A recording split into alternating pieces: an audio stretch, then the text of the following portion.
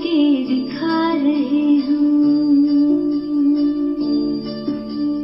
फलक से हम यही गा रहे, कराने वाला करा रहा है, करनहार हम किए जा रहे। झलक तुम्हारी ओ प्यारे भगवन,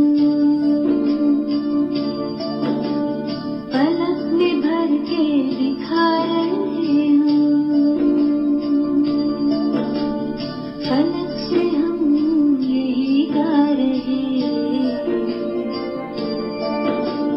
कराने वाला करा रहा है, करनहार हम किए जा रहे, करनहार हम किए जा रहे। ओ झलक तुम्हारी ओ प्यारे भगवन।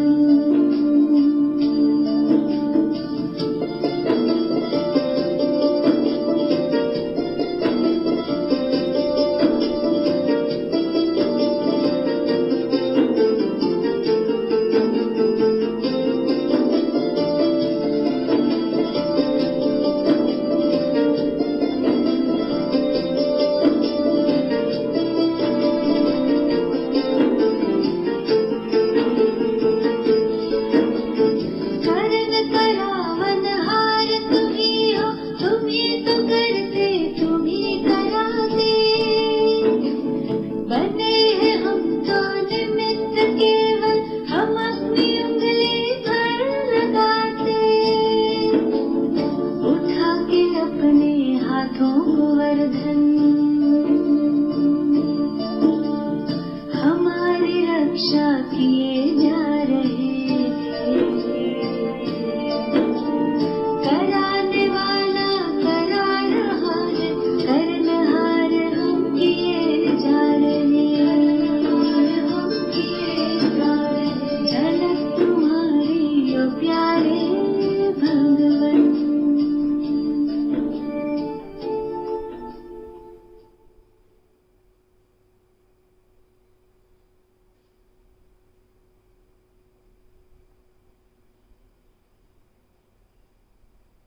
ओम शांति,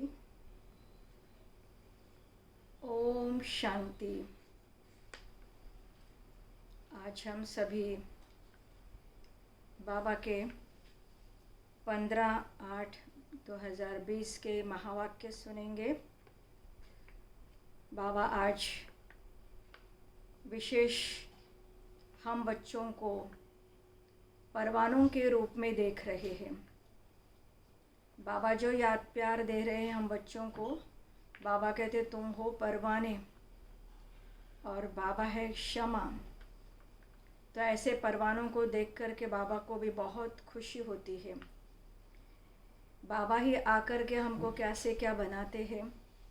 तो इसीलिए बाबा कहते कि भक्ति मार्ग में तुमने हीरे का लिंग बनाकर मेरी पूजा की, लेकिन आज धीरे धीरे धीरे धीरे वो रूप तो रहा नहीं, लेकिन आज फिर भी लोग, पुजारी लोग चांदी का भी शिवलिंग बना कर के पूजा करते हैं, क्योंकि बाबा ने ही आकर के इस संसार में हम आत्माओं को कैसे क्या बना दिया, स्वर्ग की दुनिया को लाया। इसीलिए बाबा कहते कि जो कुछ ज्ञान दे दिया उसी का ही यादगार भगवत गीता के रूप में सर्वश्रेष्ठ सर्वशास्त्र शिरोमणि मानी गई है, क्योंकि भगवान वाच्य है। तो ऐसे भगवान के महावाक्यों को हम सभी सुनेंगे। आज के बाबा के महावाक्य है। बाबा कहते मीठे बच्चे, कदम कदम पर जो होता है वह कल्याणकारी है। इस ड्रामा में सबसे अधिक कल्याण उनका होता है जो बाप की याद में रहते हैं। तो कदम कदम पर किसका कल्याण होता है? तो बाबा कहते हैं जो औरों का कल्याण करते हैं। प्रश्न है, ड्रामा के किस नूंद को जानने वाले बच्चे अपार खुशी में रह सकते हैं? तो बाबा कहते हैं जो जानते हैं कि ड्रामा अनुसार अब इस पुरानी दुनिया का विनाश होना है, नेचुरल कैलेमिटीज़ होगी, लेकिन हमारी राजधानी तो स्थापन होनी ही है। इसमें कोई कुछ कर नहीं सकता, चाहे कितना भी उलट पुलट हो जाए, लेकिन जो राजधानी स्थापन होने वो तो होकर के ही रहेगी, क्योंकि कराने वाला स्वयं भगवान है। भला अवस्थाएं नीचे ऊपर होती रहेंगी, कभी बहुत उमंग, कभी ठंडे ठार हो जाएंगे, इसमें मूंझना नहीं है। बाबा कहते सभी आत्माओं का बाप भगवान हमको पढ़ा रहे हैं, इस खुशी में रहना है, चाहे परिस्थितियाँ कैसे भी हो, लेकिन पढ़ाने वाला परमात्मा स्वयं भगवान आकर के हमें पढ़ा रहा है। तो बाबा कहते ये खुशी हमारे अंदर हो। आज का गीत है, महफिल में जल उठी क्षमा, परवाने के लिए प्रीत बनी है दुनिया में जल जाने के लिए। ओम शांति। मीठे मीठे नंबरवार पुरुषार्थ अनुसार चैतन्य परवानों को बाबा याद प्यार दे रहे हैं। तुम सब हो चैतन्य परवाने।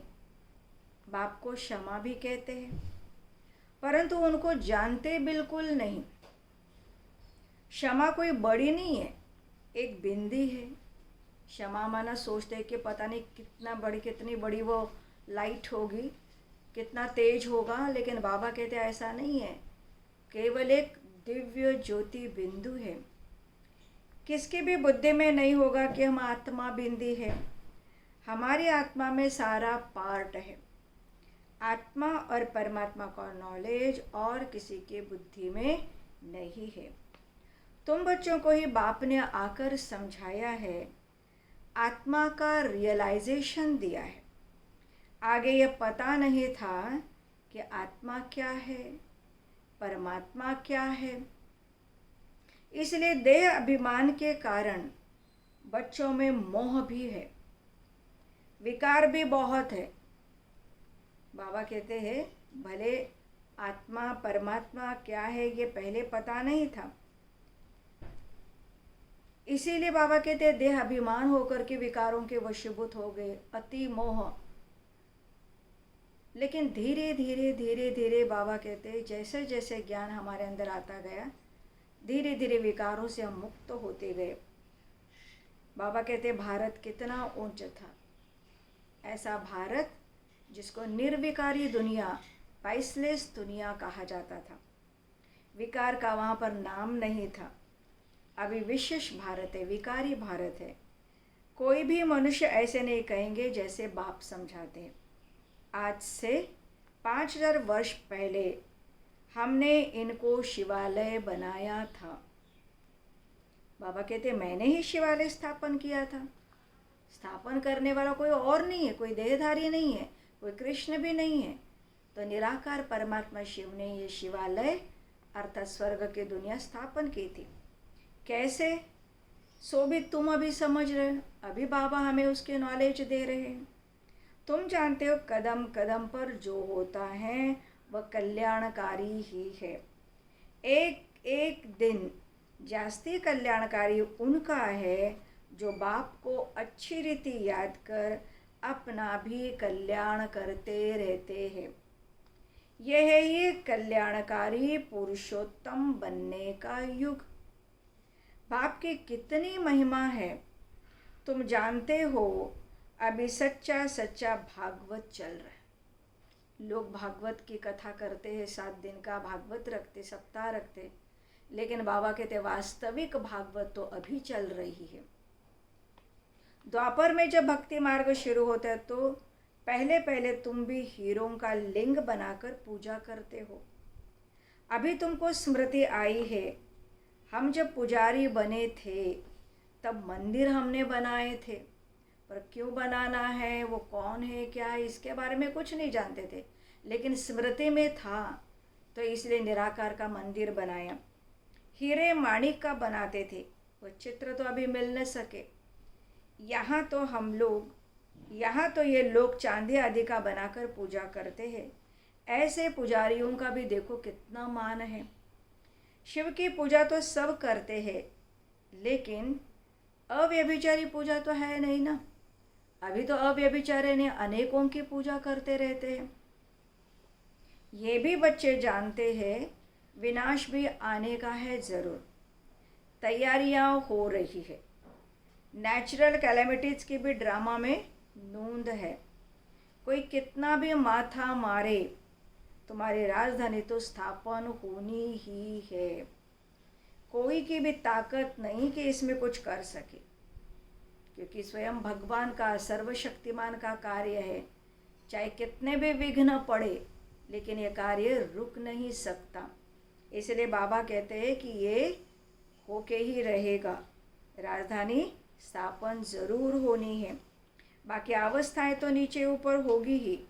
यह बहुत बड़ी कमाई। कभी तुम बहुत खुशी में अच्छे ख्यालात में रहेंगे, कभी ठंडे पड़ जाएंगे।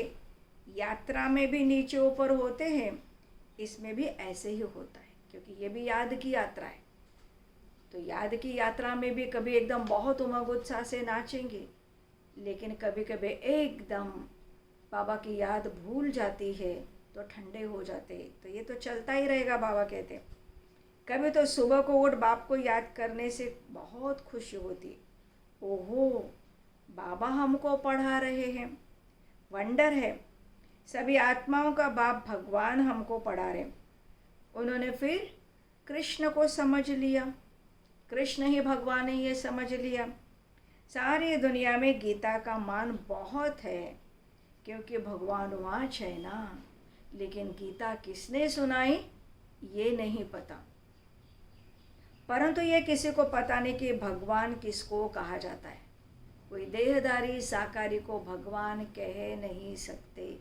भगवान वो जो केवल निराकार है, जो जन्म और मृत्यु के चक्र में नहीं आता, जो अजन्मा और अभोक्ता है, वही भगवान है। बल्कि कितने भी पोजीशन वाले बड़े बड़े विद्वान पंडित आदि है, कहते भी गॉडफादर को याद करते हैं, परंतु वह कब आया, क्या आकर के किया, यह सब भूल गए। बाप सब बातें समझाते रहते। ड्रामा में ये सब नूंद है। ये रावण राज्य फिर भी होगा और हमको आना पड़ेगा। बाबा कहते हैं हर 5000 वर्ष के बाद, क्योंकि बाबा आकर के राम राज्य की स्थापना करते, फिर रावण राज्य होगा।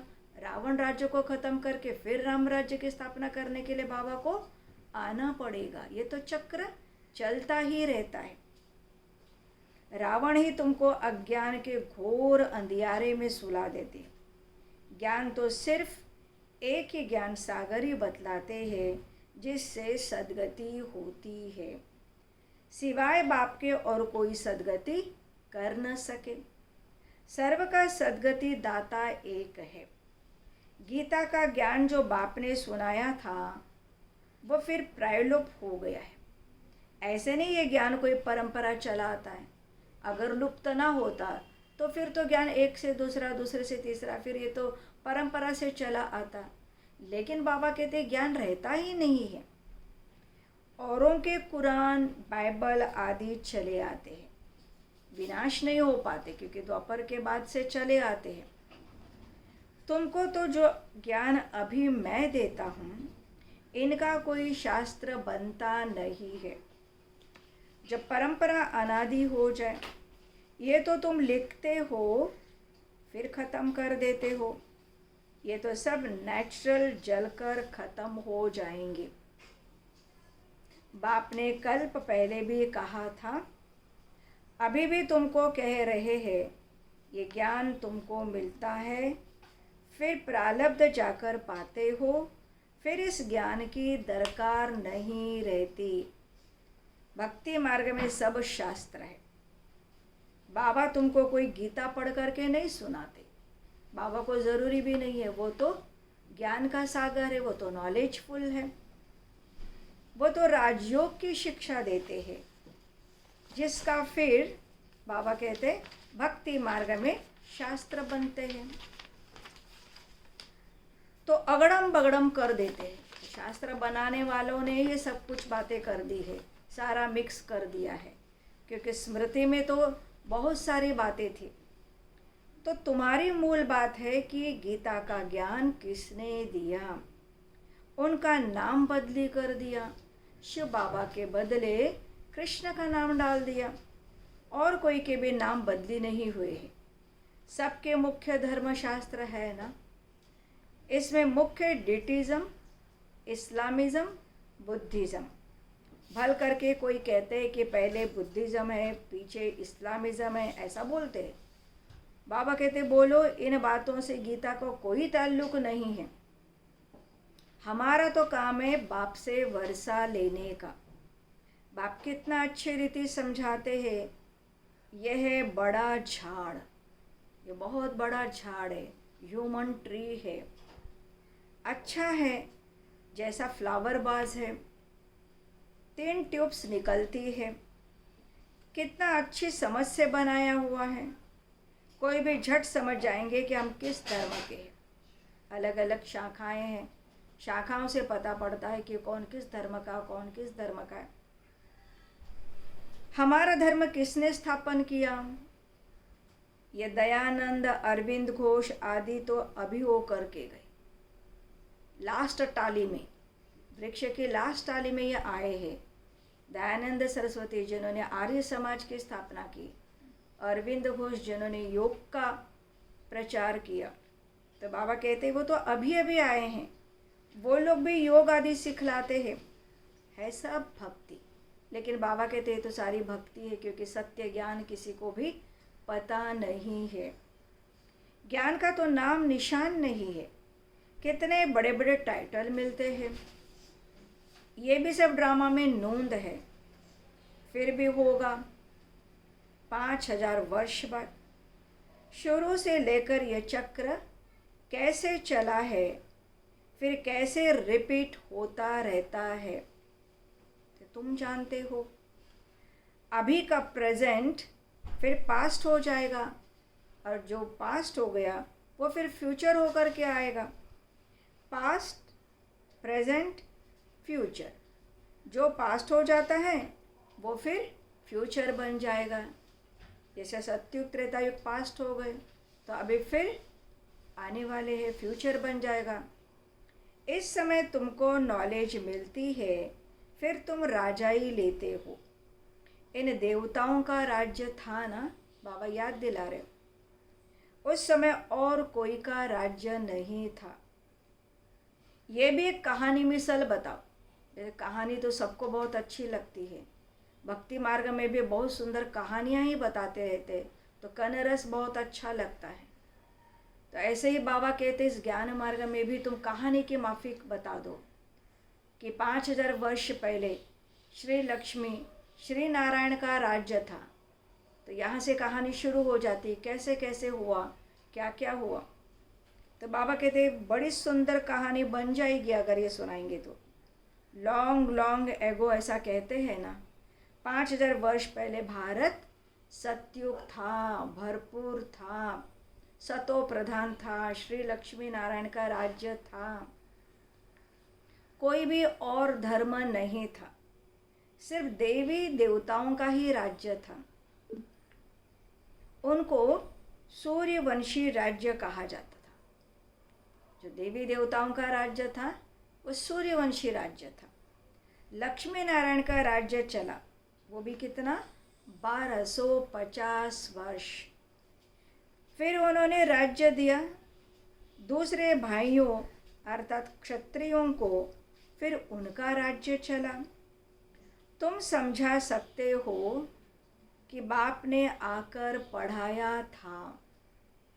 जो अच्छी रीति पढ़े वो सूर्यवंशी बने, जो फेल हुए उनका नाम क्षत्रिय पड़ा, वो चंद्रवंशी बन गए। बाकी लड़ाई आदि की कोई बात नहीं, इसलिए राम को दिखाया गया धनुष बाण। बाबा कहते सचमुच कोई लड़ाई की बात नहीं है। जो फेल हो गए वो क्षत्रिय। बाबा कहते बच्चे तुम मुझे याद करो तो तुम्हारे विकर्म विनाश हो जाएंगे। तुम्हें विकारों पर जीत पानी है। बाप ने ऑर्डिनेंस निकाला है, जो काम पर जीत पाएंगे वही जगत जीत बनेंगे। पीछे आधा कल्प बाद फिर वाम मार्ग में गिरते हैं। उनके भी चित्र हैं। शक्ल देवताओं की बनी हुई है। राम राज्य और रावण राज्य आधा आधा है। उनकी कहानी बैठ बनानी चाहिए। आधा काल राम राज्य कैसे चलता है, रावण राज्य आधा कल्प कैसे चलता है, बाबा कहते हैं कहानी बनाओ। फिर क्या हुआ, क्योंकि कहानी में जब भी सुनाते हैं तो आता है फिर क्या हुआ, फिर क्या हुआ, बड़ा उमंग आता है, बड़ी जिज्ञासा उत्पन्न होती है। यही सत्यनारायण की कहानी है। सत्य तो एक ही बाप है ना, जो इस समय आकर सारे आदि मध्य अंत का तुमको नॉलेज दे रहे, जो और कोई दे न सके। मनुष्य तो बाप को ही नहीं जानते। जिस ड्रामा में एक्टर है उनको क्रिएटर, डायरेक्टर आदि को नहीं जानते। तो बाकी कौन जानेंगे? एक्टर ही नहीं जानेंगे तो और कौन जानेगा?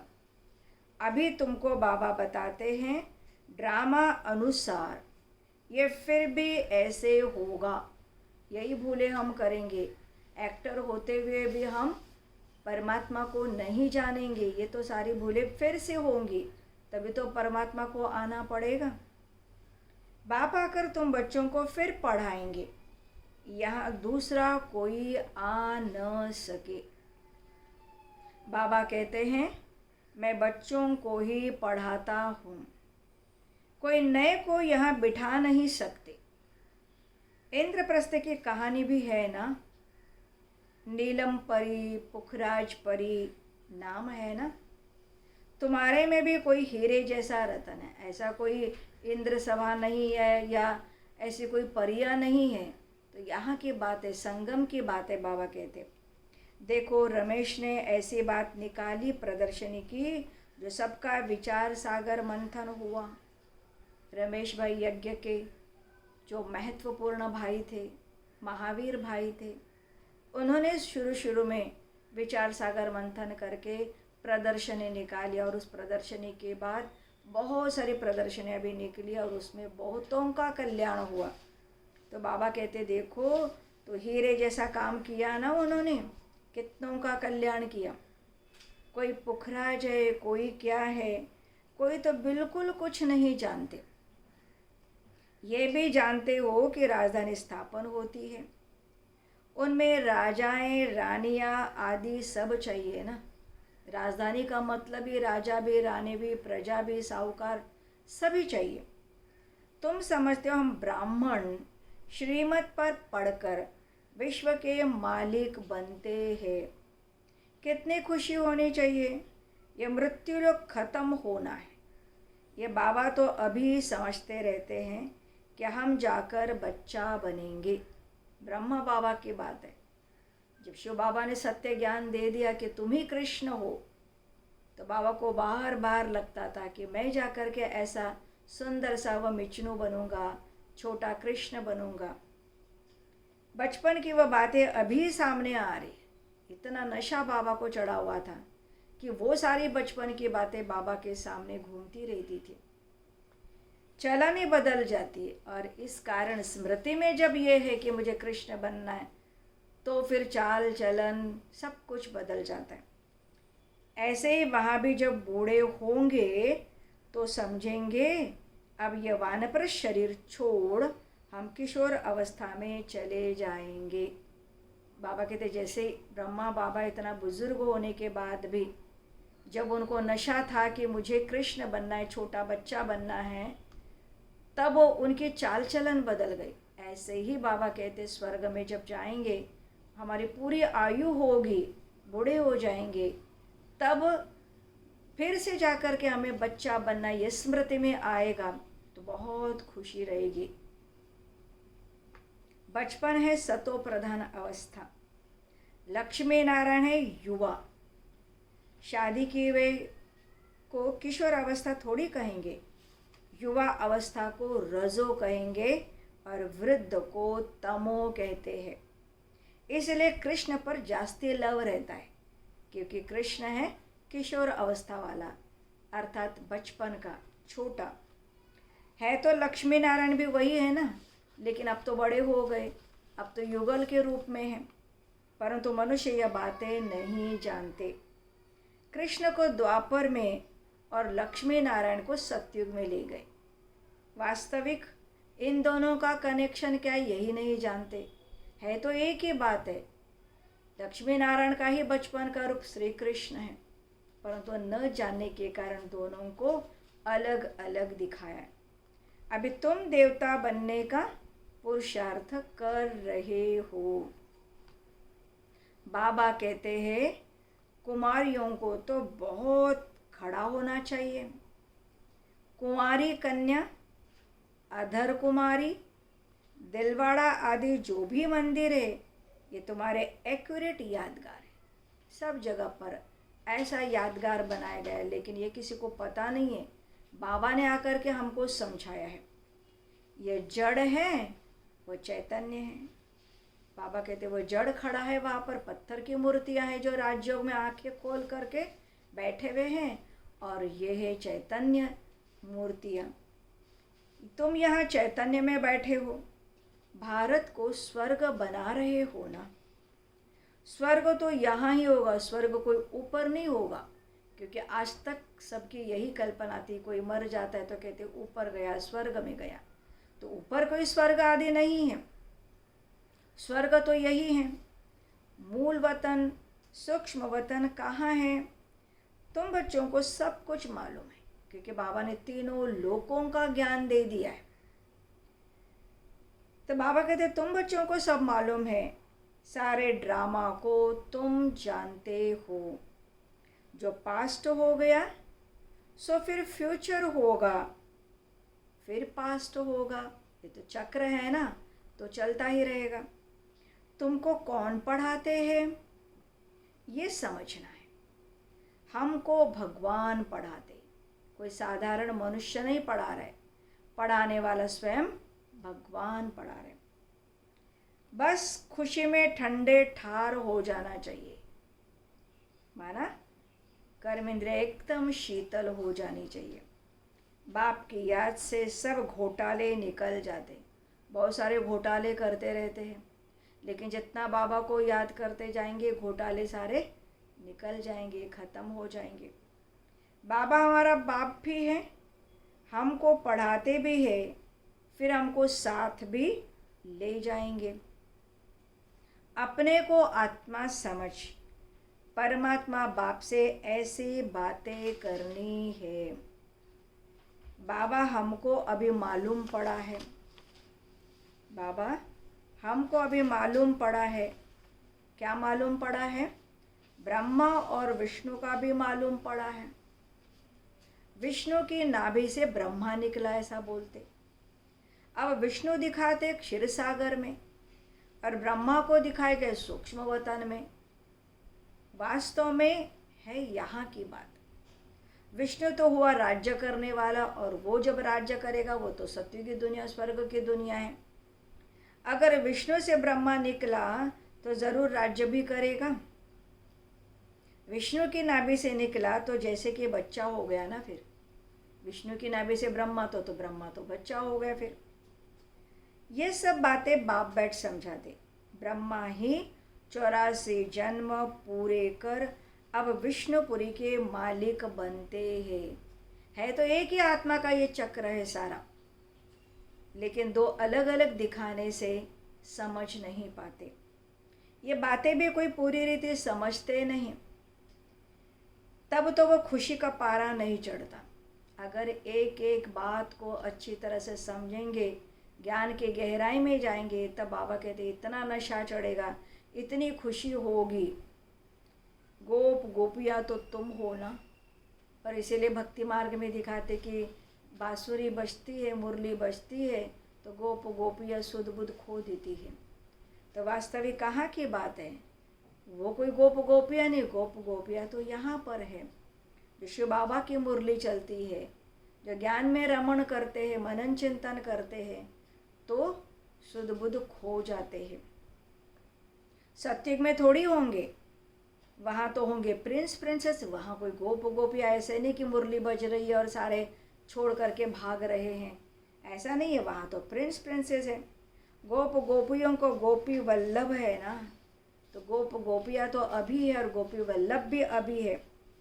प्रजापिता ब्रह्मा है सबका बाप, और फिर सब आत्माओं का बाप है निराकार शिव। ये सब है मुख वंशावली। अभी सारी मुख वंशावली की बात है। तुम सब बी के भाई बहन हो गए, क्योंकि ब्रह्मा की संतान हम भाई और बहन हैं। क्रिमिनल आई हो न सके, इसमें ही माया हार खिलाती है। लेकिन यही तो बात है, आत्मा को देखने के बजाय देह को देखते हैं। ये स्त्री है, ये पुरुष है। जब देह पर नजर जाती है तो हार खा लेते हैं। बाबा कहते हैं अभी तक जो कुछ पढ़ा है उसे बुद्धि से भूल जाओ। जो भक्ति मार्ग में जो भी कुछ शास्त्र आदि जो कुछ पढ़ा हुआ है, अब बाबा कहते भूल जाओ। जो मैं सुनाता हूँ उसी को ही सुनो। मैं जो सुनाता हूँ वही पढ़ो। सीढ़ी तो बड़ी फर्स्ट क्लास है। अब बाबा सीढ़ी के ऊपर आ गए। सीढ़ी का चित्र कितना फर्स्ट क्लास है, क्योंकि कैसे आदि सनातन देवी देवता धर्म सत्युग त्रेता युग तक चलता है, फिर कैसे धीरे धीरे वही धर्म जन्म पुनर्जन्म के चक्र में आते धीरे धीरे नीचे उतरते आए। तो सीढ़ी का चित्र बड़ा फर्स्ट क्लास है। सारा मदार है एक बात पर। वो एक बात कौन सी है कि गीता का भगवान कौन।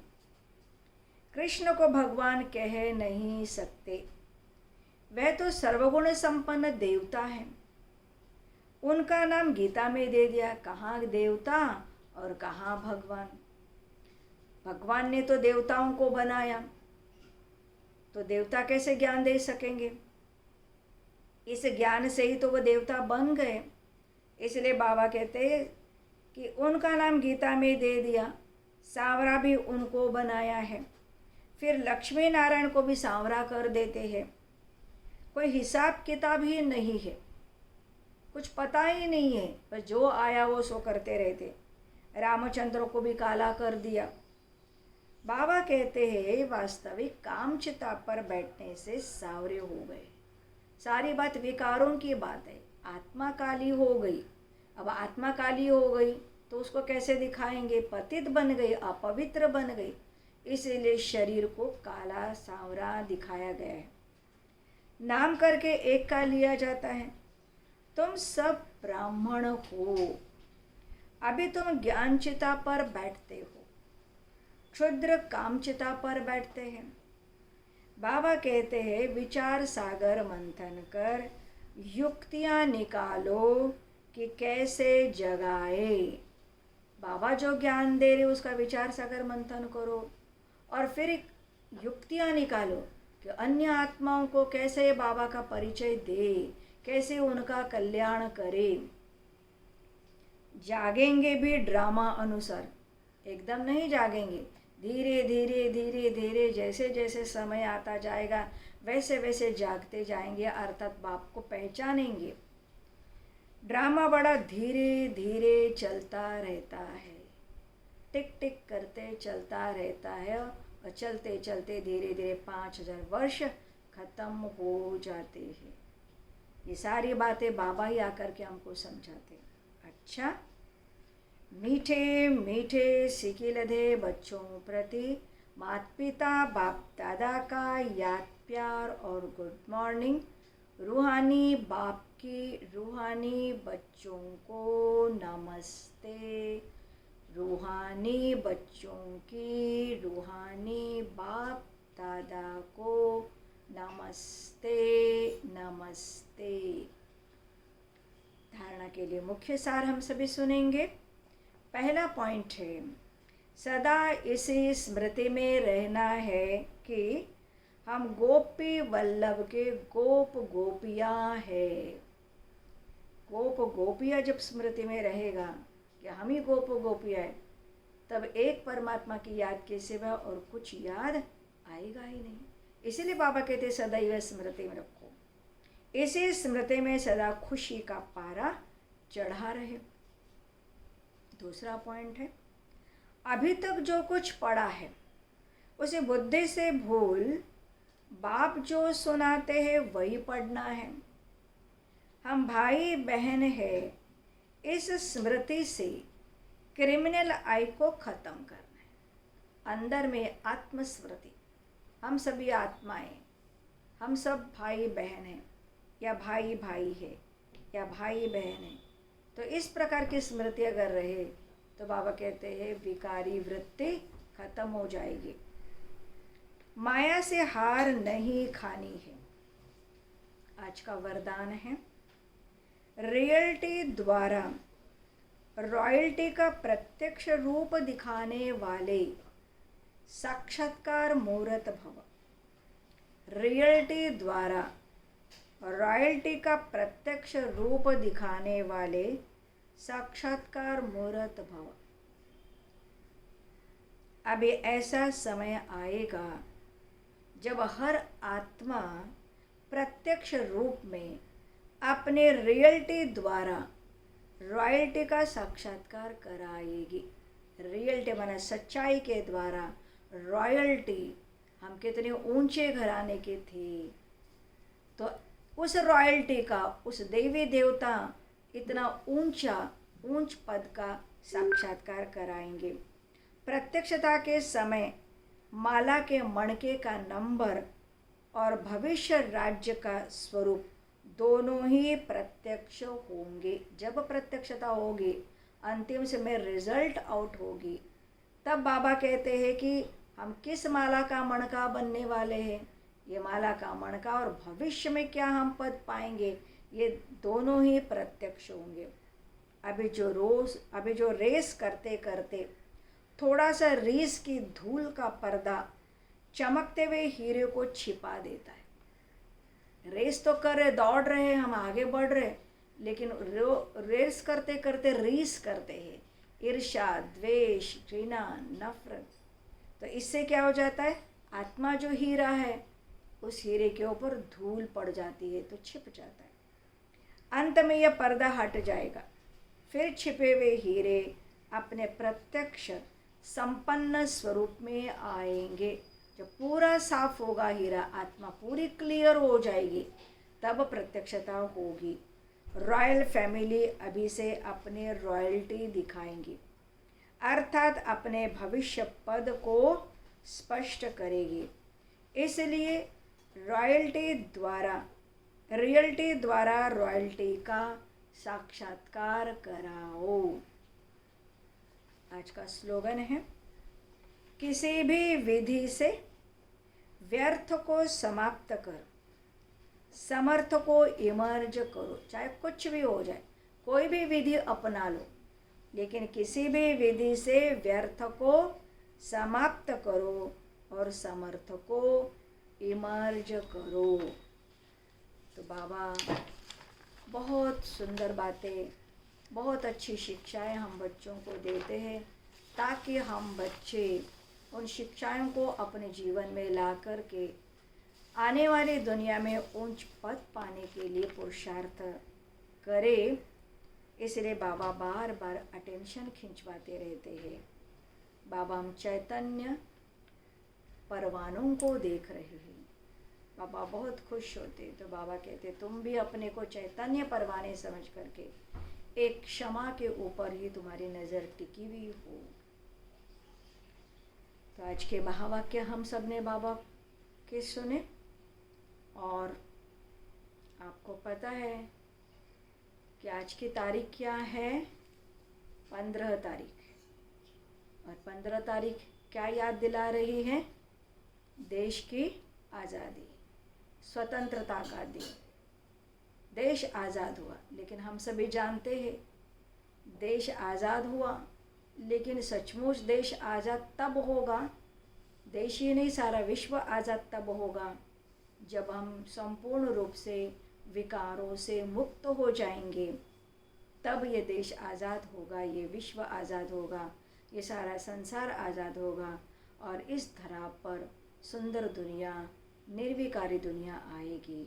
और ऐसी आज़ादी फिर हम मनाएंगे जहाँ पर किसी की भी पराधीनता नहीं होगी, प्रकृति भी हमारी दासी बन जाएगी।